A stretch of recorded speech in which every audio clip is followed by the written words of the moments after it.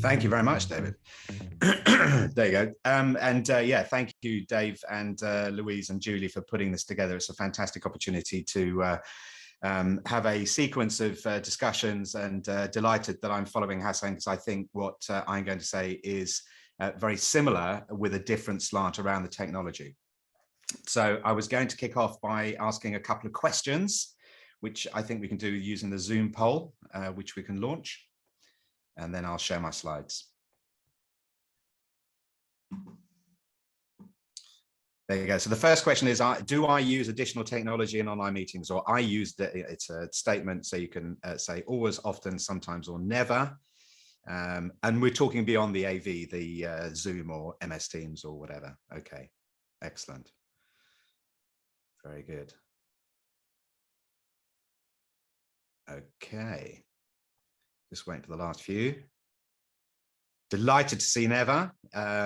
Always is good as well, and often and sometimes. So delighted that you're experimenting with some of those additional technologies, and I'll talk about that and my experience around those soon. I think there's a second question, which is, I consider myself competent with meeting tech to unleash groups' creativity.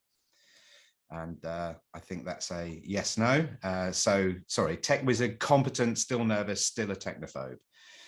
So I want to speak to all of you today, wherever you are on that journey, and however you might have encountered different technologies that take us beyond what's possible, particularly online, through this vast experience we've got over the last few years with the COVID pandemic and how that works. So I'm going to share a couple of slides and sort of offer some advice based on my experience around this. And I think, Julie, you were going to share my slides. Yep, coming up. Thank you very much. And I need to navigate. I got my buttons, or just roll back to the second slide.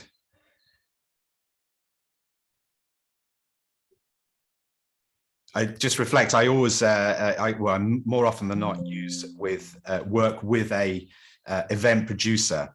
So I can't see the navigation, Julie, but I can presume that one of us can roll the slides forward. I think I need to go to slide 3 now. Should I be able to see the navigation? James, can you? Yeah, I've actually shared the slide control, so in theory you should have slide control. Okay. Do you see those, the arrows, Steve? Yeah, no, I'm not seeing them where we practiced. Okay, let's try something else. Flick through to my biog and I'll start, and then we can go. So this is me, and I don't know whether you've seen the Lumina Splash profile. It's a really nice online tool from Lumina Learning, but I use it quite a lot in group work. And here's my profile. So I was almost destined to be a facilitator with that people focus, extrovert, and so on. I'm also a nerd. So, you know, I've played around technology. I first saw technology that was then classed as group group decision support software, which was first came out of universities in the States in about 1992, the early 90s. So those of you remember that long back, that was just as we were transitioning to Windows from DOS. So it was very early on. And I saw the impact right then. Since then, I've spent 30 years flying around the world and actually really embarrassed about the amount of carbon I have impacted on the world. And I think there's a general sense, a macro sense, that we need to be more able to consider different ways of working. So again, delighted to be along to this conference on new ways for work. The transition towards hybrid and different ways of working, multi-hub, different locations connected through technology, which is not only AV, but some other technology I'll talk about. So next slide. And what have we learned in the pandemic? So I think this was a fantastic shift for me. It came at a brilliant time in my life when I was thinking about what next. I was approaching 60. I've now turned 60, and I'm thinking about how I kind of tail out this career. I'm doing a lot more coaching than I used to do now, but I'm also a real fanatic about online meetings and proposing to clients all the time about why they need to meet in person. And I'm detecting this kind of bounce back because we can now meet in person again. There's a sort of euphoria about going for that and wanting to actually meet and get back to how we were. So I think we'll settle out over the next couple of years to really consider what is the best way of working.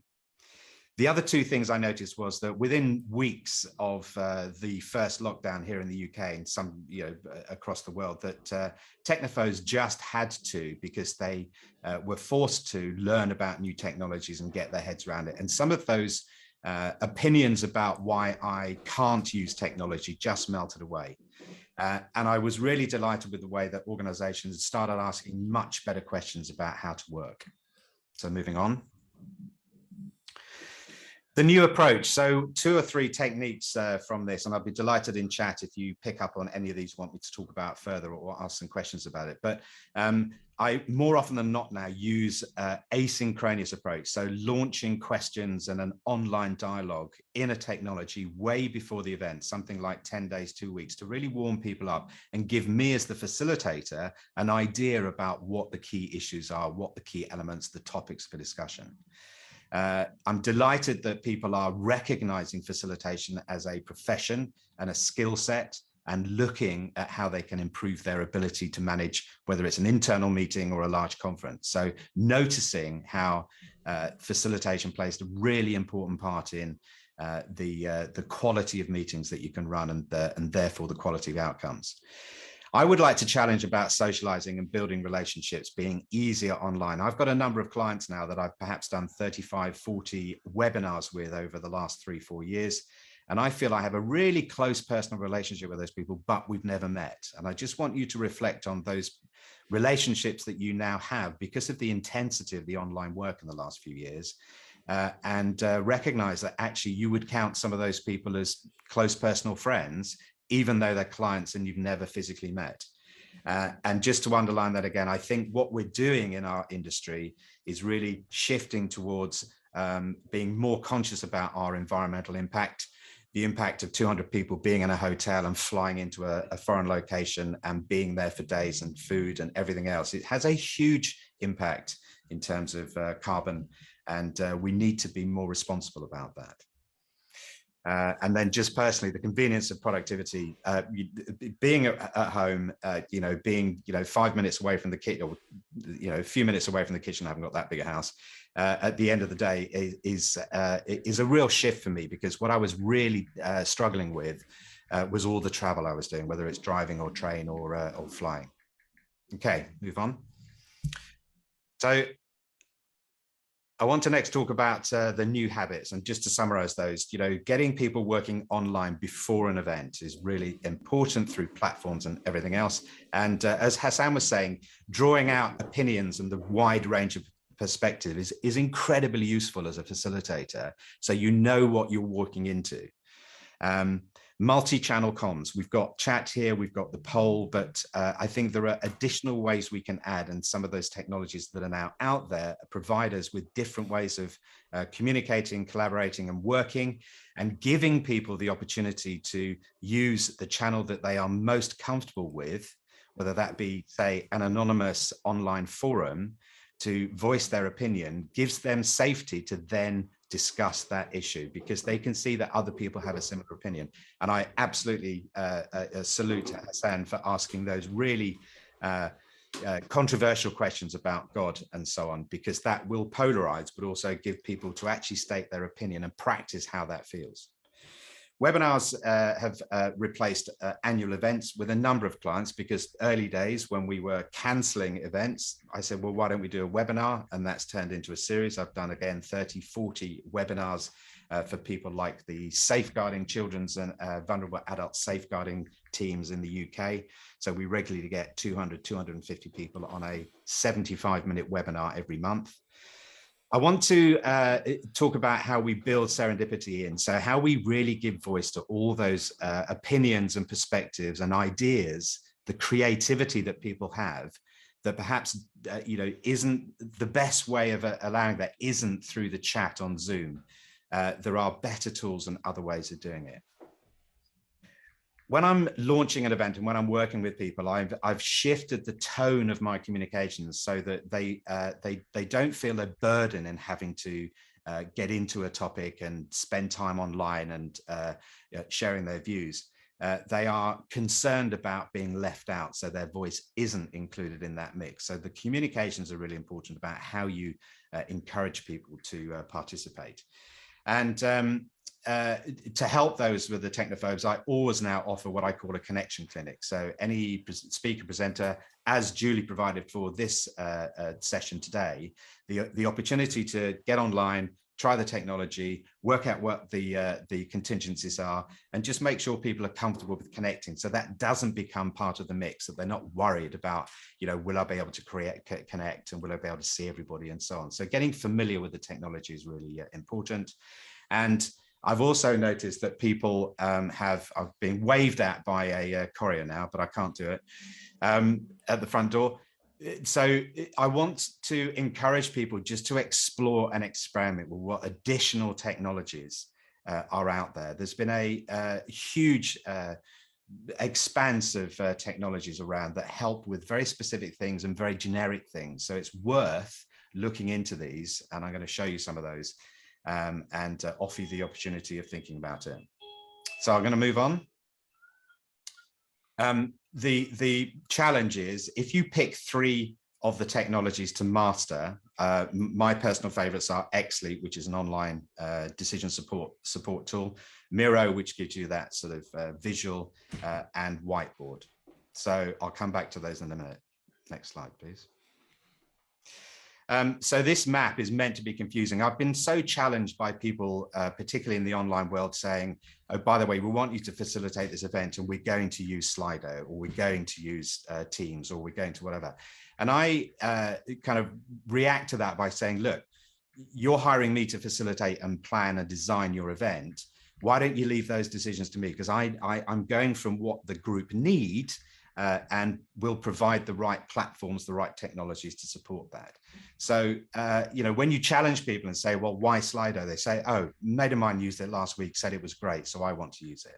So there's this kind of new shiny toy thing, which I think we have to be much more diligent and focused on, and learn about these technologies. So I'll just show the second slide, which is the full range. And I've tried to, just move on, tried to group these tools in terms of what they do. So you can see these bubbles here, and I'm very happy to share these slides afterwards. And the area that I feel to be an expert in, because I've been working around it for the last 30 years, is this decision support and event collaboration workshop tools. And there's lots of overlap. These, by the way, are the tools that I personally have used. So these are the ones that I feel able to categorize in this way. Of course, there are hundreds more, and there have been over the last couple of years. So I'm going to move on. And those are just without the icons of the events. So those are the categorization that, and I'd love to be challenged on this. I've had many extremely productive online conversations about how we do this, and that's what we've got. So I'm going to move on just to show one other thing. I want to offer this as a the macro opportunity is to keep the design and process, what we do best as facilitator, at the top. Never ever be distracted by wanting to use a new technology or trying different things without really knowing the impact it's going to have. And how we gain that experience is by experimenting and being creative in our design. But here is my DNA of any group decision-making process. And I'm being distinct about 5 generic steps. Happy to argue about these. And I'm making a distinction about when we're divergent, when we're creating, we're collecting perspectives, and when we're sorting and making sense of and synthesizing the data. So in the old days, it was Post-it notes on walls. Now it's a much clever tool, really clever tools that allow us to do this. I really value a multi-criteria decision-making tool, so a group can really examine what is the priority here. And then once we've done that and we've decided what it is we're going to take forward, then there's a divergent process to say, okay, how are we going to do this? When are we going to do it? Who's going to do it? And so on, and a process of review. So that's my offer there of a generic DNA to any workshop design. where a group need to make a decision and psychologically buy into that. And because you've included people at every stage of this, they do feel psychologically bought into it. I've got a couple of minutes left, so I just want to click to the last couple of slides. I've got a couple of polls. So what next? I think really reflect on what has been the existential threat to our events industry and how we individually and collectively have come through that. I encourage you to learn and consciously learn about new techniques, be informed by customers. I'm finding them asking much better questions about how we do something and why we do something and what the techniques and processes are. Be open to new formats, be knowledgeable about an emerging technology, really be clear about what is emerging and what those technologies can do and how they might help you in your practice. Be curious, experiment, challenge conventions, and ultimately be humble and ask for help. So I'd love to hear any of your questions. Be delighted if you wanted to connect to me. I'm on LinkedIn. I'm also Steve Baylor at realizegroup.com. Don't know why that additional thing there. And you can check out our website. Any questions? Thank you. Yeah, hi Steve, Gabriella Goddard here, a fellow Lumina Sparker. I love it. My question's about accessibility. So running big sessions, how do you cater for people who might be hearing impaired, sight impaired? Also, what I've had coming up in workshops as well is people with ADHD and the struggles that they have with the online learning. Any thoughts there? Well, I think, inclusivity through this multi-channel communication. So don't expect people to be utterly comfortable with putting their hand up like you've done, Gabriella, and speak openly. I know everybody else here has a question, has a perspective, has something to say. So if I give them multiple channels, and anonymity through the tool I just mentioned to XLeap is a really powerful way of getting people to express their opinion and break those mold that Hassan talked about, where we've learnt behavior, particularly at school, that it's really uncool to ask questions. People with hearing impediment, with speech and so on, again, designing the event so that you've got multiple channels that suits those people, and the connection clinic. So speak to those people beforehand, connect with them and ask them what you can do beyond their current enhancements that they'll have through their own technology to fully participate, and just be open to trying different ways and accessibility in different methods. Thank you for your question. Okay. Any other questions? Yeah. I've got one, just with the little time we have left here. So often when we have a shift like this, we try to take the old thing that we did and put it in the new channel or the new way. And I imagine a lot of the technology is doing that right now. And it's comforting to have a digital Post-it note. And maybe that is the right answer, but the more comfortable we get in the new channel, then the technologies emerge that really take advantage of what that new environment has to offer. Yeah. Really quickly here, because I'm also hosting where we have our next speaker up. Where are we? Are we in that middling of kind of adopting the old way in the new place? And do you see new tech emerging that more fully takes advantage of what is capable digitally? Brilliant. I'd love to have a conversation, David. I think the technology that's emerging, and I get requests once or twice a week to kind of review a new technology. And my honest opinion is that I wish they'd have looked at the market before they spent the time developing a new tool, because there are so many overlaps over there, and there are very few that are coming out that are unique. But I think it's our job as facilitators and event designers to understand what that market is and make the best of it and apply the new techniques and new technologies in support of better outcomes for our team. And that's ultimately what the opportunity is, not to make it all shiny and sort of emulate Post-it notes, on a screen. Okay, let's move beyond that and work out what's best for the group and how we support that emerging technology.